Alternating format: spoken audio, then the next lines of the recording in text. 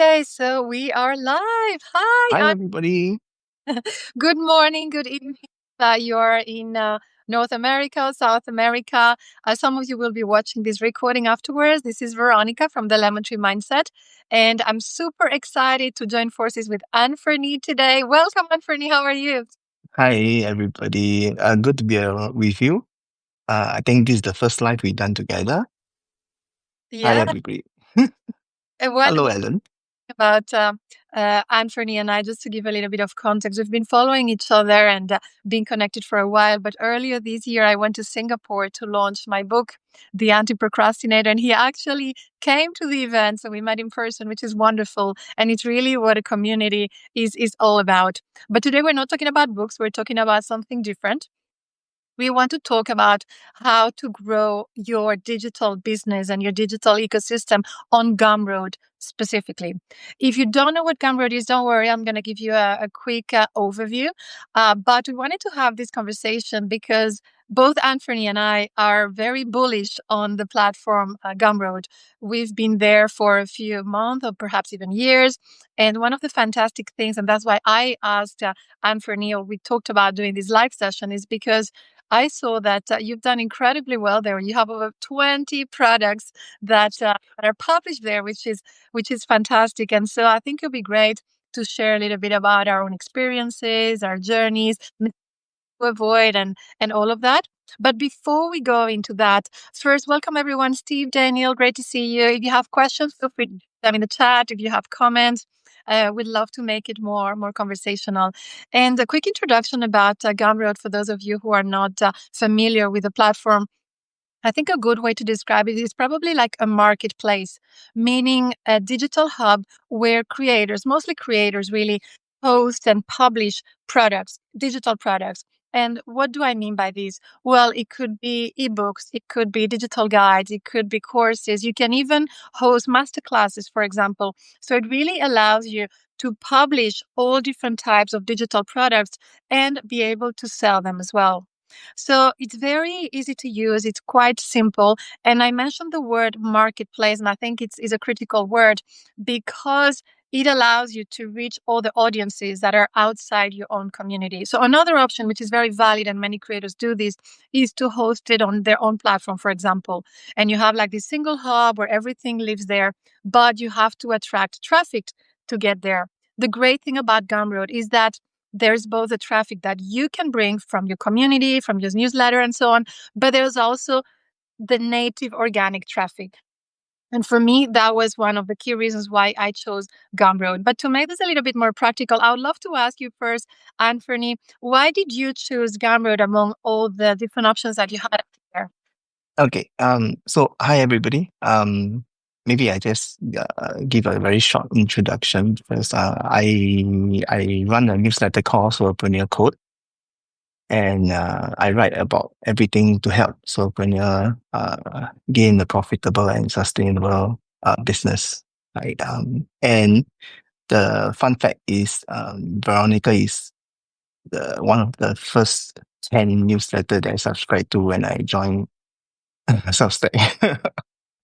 I have been following her since I joined Substack, almost coming 2 years ago, right? Um, so I think the main difference between Veronica's use of Gumroad and my journey with Gumroad is I was in Gumroad first before I even know that Substack existed, right? So and then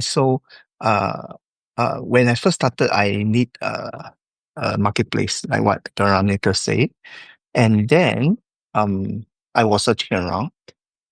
And why we need a marketplace is because we don't have presence ourselves, right? So it's crucial that we find a platform that can do the things that we need, right? And then I did some research, and I found that Gumroad at that time is quite cheap. Now it's very expensive, right? But still, it has something that a lot of platform doesn't have, which is the email workflow, right? The email sequence, if we can call it. And why do I need it is because I do not have an email marketing platform myself, right? So either I get a digital product marketplace and I go get ConvertKit at that time and Kit now, or I get MailChimp and all that, right? Or I just get Gumroad that has everything, right? So that's where I opted for Gumroad because it has email workflow, and at that point of time it was really affordable. Let's talk a little bit about that because we at least I'm not affiliated with Gumroad, so I'm not here to try to sell the platform, Yes, right? To me share too. Me too.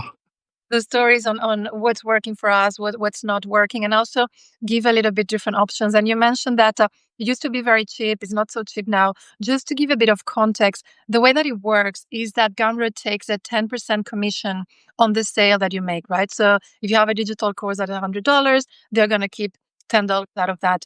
There's a caveat there, which is they sometimes recommend products. And if they recommend this course that I just talked about, the $100 course, and if that sale happens through their recommendation, then they take a 30% cut, which starts to become expensive.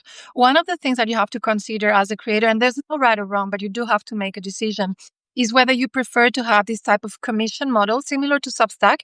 They're just going to take 10%. So basically, they only take money if you make money. There are other platforms that charge per month. So you might be paying a monthly fee for you to be able to publish as many products as you want, and they might not take a commission. So there are different ways that you can go around it. I think it's very interesting that we have these very, very different approaches. So, in the case of Anthony, you started there. In my case, what happened is I started on Substack. And then what I realized is that I started to grow this community of people who are already reading my work. And two things I realized. First, that once you have a community of people who really like your work, they like your tone, they relate to what you create, you have a much bigger opportunity than just subscriptions. I think a lot of people get very blinded with paid subscriptions. But the reality is that many of the people who read you, they might not want to have a subscription, but they might be interested in a product. For example, a course, or for example, a digital book. In my case, for example, as a user, I'm not a big fan of having more paid subscriptions because I already have all these monthly fees. And what I do like is to have, for example, pay for a course because I know that there's a beginning and an end. I'm an achiever. I need to see the end goal. And so what going on Gumroad allows you is to give different options for people in your community. So think about it. Someone might not be ready to pay for a monthly subscription, but they might be interested in an ebook to talk specifically about how to launch your first book, for example. So I think that that makes it very, very interesting. So, Anthony, let's talk a little bit about the beginnings, because right now I see that you're quite successful and I see that you have all these notifications of you got a sale and you got a download and all of that. But I'd Okay, imagine the beginning was not that easy because beginnings are never easy in life.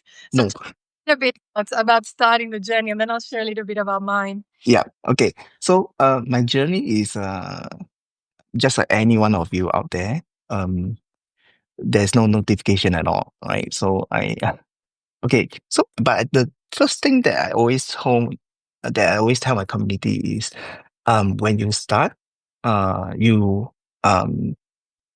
that's how I hit. Actually, I created about 50 over digital products over the past 2 years. So when I first started, I created one digital product every week. Wow. Yes. Um, but it's not a dream that I wanted. It's because I have no idea what I want to do. Right. So this is exactly what I tell all my communities as well. That if you have no idea what you want and you have no idea what works, then just create. Right. Because if you don't create and you don't validate, you will never know which one works. Right. So when I first started, every week I had launched one digital product. I don't even know how to launch properly initially. Right. So most of my first few launches is silent. I have no idea. Share a little bit more, because I know that for many people, when we say a digital product, it feels a little bit abstract. It feels a little Okay. Right. bit So example. if you follow my subscription, my newsletter, you know that I talk a lot about digital products because that's my main thing. Digital products are basically digital items like templates, PDFs, um, downloadables, like anything that can be even ebooks are considered digital products. Right. So usually what I create for myself, I create templates and I focus a lot on Notion related stuff. Like because I'm a big believer of Notion. Right. So when I first started, I have zero idea what I want to sell. I have zero idea what works. I have no audience at all. So I created tons and tons of digital products. Most of them are not around now already. I really took them down. But in my first few months, I created one per week, and I launched them. And I go all over the place to talk about my product, what I have. So I go Reddit, I go Facebook groups, um, every single social media platforms that you can find. Right. So you see, my journey is not the usual guru journey whereby they say choose one social media platform, choose one for that. No, me is like I have zero idea, so I just do everything. Right. Of course, now you don't see me in Facebook group a lot. You don't see me in Reddit a lot. It's because over the past 2 years, I stream down and I remove all those that doesn't work, and that's the journey that every uh hardcore solopreneur should go through because no one can tell you what actually works. No one can tell you what actually can sell because whatever I can sell doesn't mean that it can sell for you. Right. So you just really need to just try it. And every time I just had a semi-live Zoom call with a subscriber. I told her that one of my product I launched it in one day. The hook generator that I gave it for free in my Substack. I can provide the link later. I created the hook generator. I do the video and the copywriting and launch it within 6 hours. Wow. Can we Yeah. put, because there's so many gems that I think we need to unwrap a little. There's a really great question here from Rach. I hope I'm pronouncing it correctly on how do you recommend launching a digital product? And I wanted to build on some of the comments that you made because I don't want to brush them off. And Okay. of the keys of your success, I think, and I've experienced something similar, is starting small. You talked perhaps is a template, perhaps is a worksheet. Very often we overcomplicate this idea of launching something and it has to be huge and sophisticated and perfect. My experience and your experience from what you're describing is that we can start very small. When people in my community ask me, but how can I launch a digital product? What should I do? I have this a strategy that I've applied for myself and it works. And it's basically pick a topic that you're already writing about or talking about every single week, whatever that topic is. And instead of just having disconnected posts that you're sending to your subscribers, you can have a more strategic approach. So let's say, and this is a real example because it's one of the first digital products that I created. 2 years ago, I self published my first book, which is here somewhere on Amazon, The Lemon Tree Mindset. And so after that first book, I self published a second book. And I did all the learning myself. I learned about Amazon KDP, categories, pricing, royalties, all of that stuff. And at one point, I realized, well, I have a knowledge that I've experienced myself. So I'm just going to break it down into 10 lessons or 20 lessons or whatever that might be. And then I turned it into a very simple ebook, which was nothing else really than repurposing the knowledge and the content that I already have.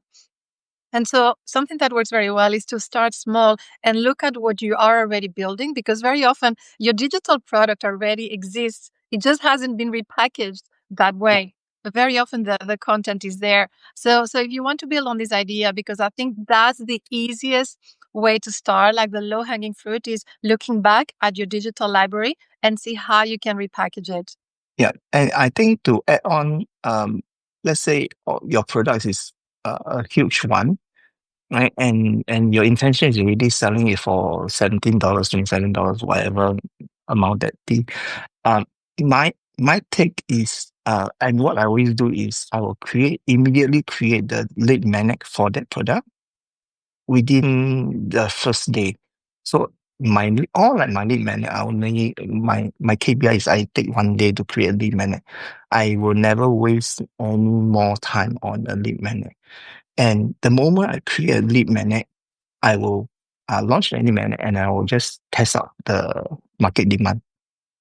Because the moment I know if the lead magnet is in demand, I know my main product has a very good chance of selling, and therefore I will have more motivation to continue building the main product.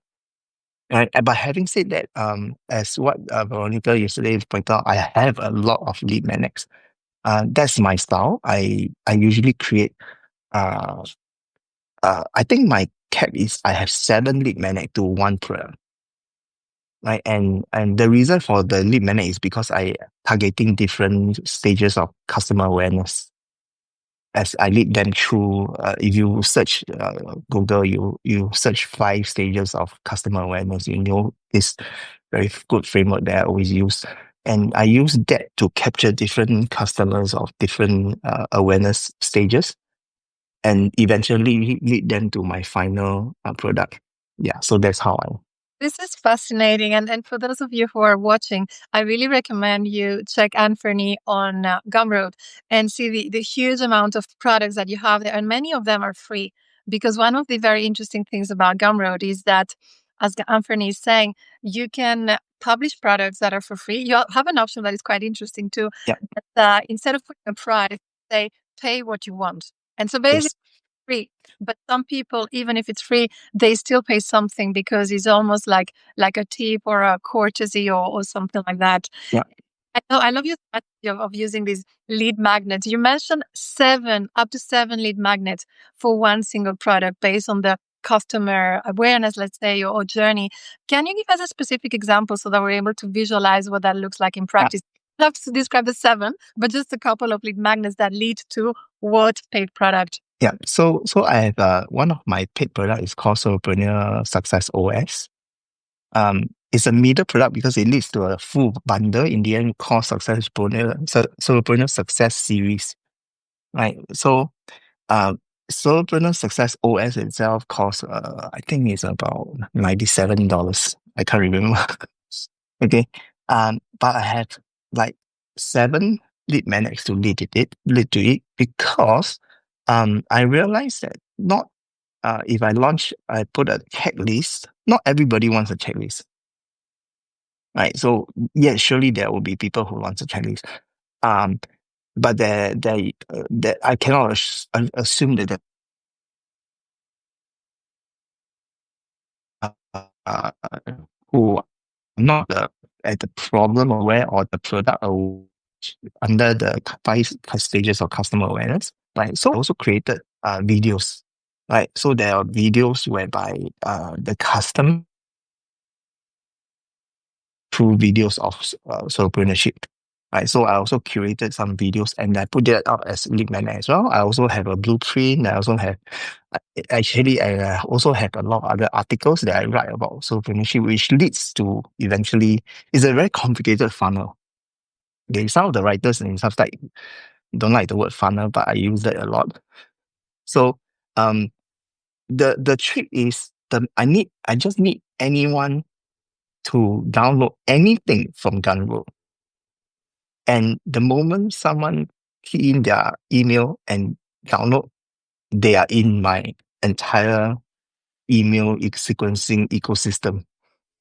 Right. So I just need someone to do it. And then the moment that person dips the feed in, I'm able to attract the person to eventually buy the product. Right. So if you're talking about the email sequencing, one of my most complicated email sequence is 20 emails over the span of 6 months. Right. So they receive an email every 3 to 4 days, and then it just leads them from educating them. Basically, the idea is to convert them, uh, guide them in their journey from the customer awareness journey from problem aware all the way to product aware, and eventually they know about my product, and then they make the decision whether they want to purchase it or not. Uh-huh. So it's one whole very long journey. That I that many won't realize actually because they just receive the email. They won't realize that they are actually in this journey. yeah. Yes, but It's fantastic and it's fascinating because what I realize is that as solopreneurs and as creators, there's not one formula that fits all. So I love what you described and how you have this funnel that is created on Gumroad and you start with a lot of lead magnets. On the other side of the spectrum, I don't have a single lead magnet on Gumroad. I have right now, I think five or six products. They're all actually, you because because of the way we started our journey in Gumroad, right? You realize that you already started your building your lead magnet. You actually integrated it with Substack because people subscribe to you is a lead magnet, and then they go through the journey with you, and then when you sell them eventually through one of your email posts, or talk about your product, then that's actually also guiding them. It's just that I house everything in Gumroad. exactly. That's Yeah. exactly point on how you can create these different journeys. In my case, what I did, as you described, is my journey for my readers starts on Substack. And what I realized there is that as you were talking about testing, that testing phase for me happens within my publication, The Lemon Tree Mindset. Let me give you a very specific example. I talk about many different topics that relate to digital creators, and one of them is growth on Substack, for example. And so I write a lot of content, I have videos and so on. But one request that kept coming again and again is yes, Veronica, is great, but you have so much content that I don't know how to get started. And I would love to have a journey for someone who is new. And so when this request came again and again, I realized that there was a need already from my community to create this roadmap, to create this blueprint for someone who is new. What do you do first? How do you design your publication? How you take care of the branding? How you then have a strategy for organic growth? Then is the monetization engine. And so what I did is I took a lot of content that I already had, I added additional content, and I bundled it into a digital course where I added videos, I added 15 videos and so on. And so that became my product on Gumroad, my course. The interesting thing is that at the beginning of the journey, I would say that 80% of my students, and now I have almost 100, they came from my Substack community because that's where they came from. And the beauty about this ecosystem is that once your product is published and you start to have sales and you start to have reviews are so important. I always make everything possible and impossible to get those reviews because that's right. That's when you start to reach the other network, meaning people who might not know about me, they might not know about you, but they might find a course. Hey, I want to grow on Substack. Oh, this course seems to be good. It has a lot of 5-star reviews. This is what people are saying. So that's my strategy. Start with the people who are close to you, who already like your work. Hear, listen to what they need, what they are looking for, and create products for your community first. Once you create those products, then you can extrapolate and scale and go much broader. But the two strategies are quite different, and that's why It's very different. open these, for people who are tuning in today. Is like maybe you prefer to start straight on Gumroad. What I would recommend is that if you already have a community, even if it's a small community, test there and do the prototype there, perhaps in the chat or in a poll, ask people what they would like to know more about so that you're not just blindly creating products, because I've made this mistake in the past. First you create and then you validate. No, no, no. First we have to validate, we have to test, we have to prototype, and then we can go and create a big product. Yeah. So there are two from my experience, there are two very big path. So like the first one is not like what Veronica say. You first validate then create. But then there's another part that I also recommend is if you can create fast like me. I'm not saying everybody can create fast, but if you can create fast like me, you can have a even better positioning because you already have a lead magnet to show to someone whether they like it or not. And from there you can iterate, build on that lead magnet, or you build the main product, right? But the gist of it is you must, instead of thinking about, oh, should I create this? Should I create that? I would have already created 3 products by the time you finish deciding. So the gist is you must create fast. There's nothing beats creating fast because as you're creating, you also realize what the product needs, how do you iterate it? Because as you go through, because some product requires some UI, for example, a template, you know, you need to have a UI, you need to have the UX. And if you don't do it within the first 2 hours do, and go through it, you will always be in your mind, and then you keep thinking, oh, should I do this or should I not do that? So my take is always just create and test it out. Yes. Okay. So, Anthony, I want to be respectful of time. I always try to keep this within 30 minutes. So we still have Yep. a. I think the message is clear. So we have to create fast. I think Yeah. so. Yes, I totally agree. Having a bias for action. I always say that people are not looking for a for a perfect product or a perfect course. They're looking for something functional, for something that takes them from A to B, for something that has clear outcomes. So that's something that I always recommend my clients is be very, very clear on what are you trying to achieve? Like, what are the outcomes? The course that I mentioned is I help people grow and monetize their Substack. Great, that's super clear. My latest course is about public speaking. It's called Speak to Scale. The purpose is to help creators who are not speaking in public use the power of public speaking, meaning lives, podcasts, webinars, keynotes, and so on, to make a bigger impact, to boost their growth, to boost their visibility, boost their monetization. So that's it, going from not speaking to speaking and make more impact. So very, very important to be super clear on the goals. And with these, Anthony, what project are you working on right now? Have you launched anything recently? I wanted to give you this opportunity to let us know what's next in your pipeline. Yeah, the most recent one is I launched my Solopreneur Success series, which it took me 1 year to create. When I say create fast, this one actually took very long because it's a combination of a ton of other products, 11 products that I built, and then I bundle them up together. I also recently launched my hook generator, which I mentioned earlier.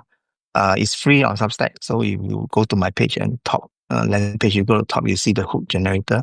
It's a vibe coding project that I'm doing, right? And then I moving forward, I was actually thinking how I can integrate further most of the my digital product and Substack subscription, uh, which I find some time to talk to you again, Veronica, because I was thinking that one of the founding member tier, right, is a one price, and they get all my 50 over digital products at the same time. So that's one of the things that I'm toying with. But the possibilities are endless. There are so many things you can play around with when you have this tool. Finish on that, I always talk about ecosystem because everything that we create has to make an impact on something else. We can't just create in isolation. And personally, what I do is I give my paid subscribers and my founding members, similar to what you're saying, exclusive discounts to my products on Gumroad.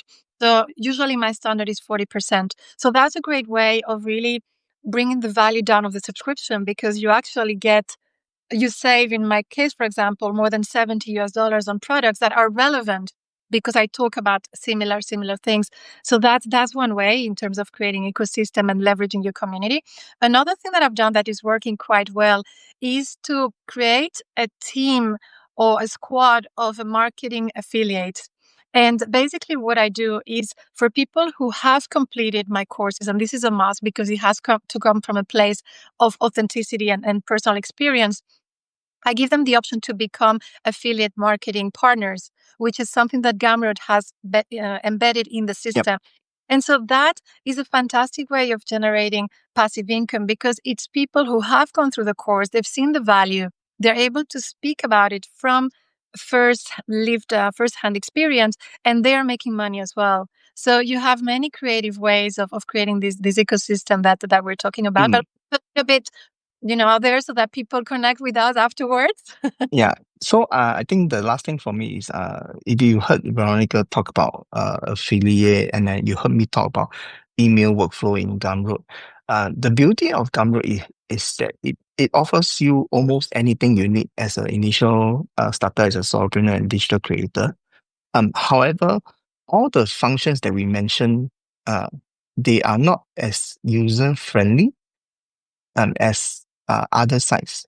For example, if you have a full-fledged affiliate marketing platform, their UI and UX is much better than Gumroad's one. Needless to say, because Gumroad does main focus is not affiliate marketing.